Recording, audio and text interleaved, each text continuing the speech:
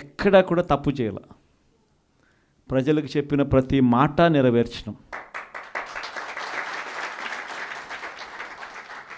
Manifesto అన్నది మామూలుగా రాజకీయ నాయకులు ఒక మేనిఫెస్టో ఇస్తారు, ఎన్నికలు అయిపోయిన తర్వాత దాన్ని చెత్తబుట్టలో వేసే పరిస్థితి నుంచి మేనిఫెస్టో అన్నది ఒక డెఫినిషన్ ఇచ్చి, మేనిఫెస్టో అన్నది నిజంగా ఒక బైబిల్ అని, ఒక ఖురాన్ అని, ఒక భగవద్గీత అని ఒక డెఫినిషన్ దానికి ఇచ్చి మొట్టమొదటి రోజు నుంచి కూడా కారణాలు చెప్పకుండా, కారణాలు వెతుక్కోకుండా, కారణాలు చెప్పాల్సి వస్తే కనుక మన ప్రభుత్వంలో మనకున్న కష్టాలు బహుశా ఎక్కడా ఎప్పుడు చూసిండం.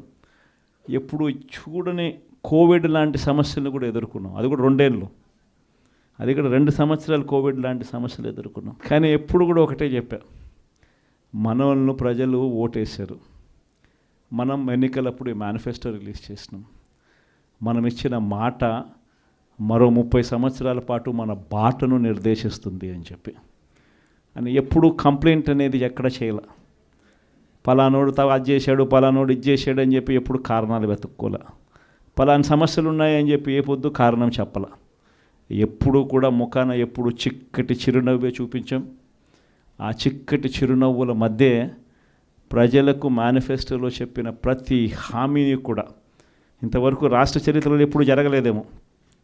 బడ్జెట్ కన్నా ముందే, బడ్జెట్ ప్రవేశపెట్టేటప్పుడే ఒక క్యాలెండర్ రిలీజ్ చేసి, ఆ క్యాలెండర్లో ఇదిగో ఈ నెల ఈ పథకం ఇస్తాం, ఇదిగో ఈ నెల ఈ పథకం ఇస్తాం, ఇదిగో ఈ నెల ఈ పథకం ఇస్తామని చెప్పి పథకాలన్నీ సంవత్సరం పొడుగునా ఏ పథకం ఏ నెలలో ఇస్తామని చెప్పడమే కాకుండా ఆ నెలలో బటన్లు నొక్కి నేరుగా పథకాలు ఇచ్చిన పరిస్థితి బహుశా దేశ చరిత్రలో ఎప్పుడు జరిగింది.